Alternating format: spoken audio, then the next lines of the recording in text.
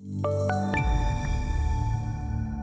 the market really being driven today by inflation data and interest rates. The early rally this morning after the CPI data came out turned negative, and the Dow had been up as much as 360 points today, or just over 1%.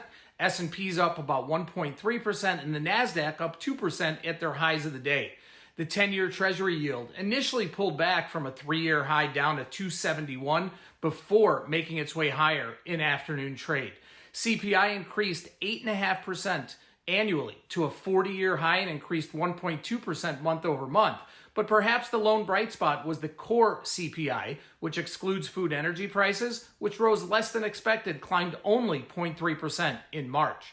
Inflation pressures raising expectations of tighter monetary policy from the Fed. And according to the CME FedWatch tool, probability of a 50-point hike at the May meeting is now 87%. Further, probability of an additional 50-point hike at the June meeting stands at 70%, and a 20% probability of a 75-point hike. Earnings are coming up starting tomorrow morning. Something to watch out for the overall market.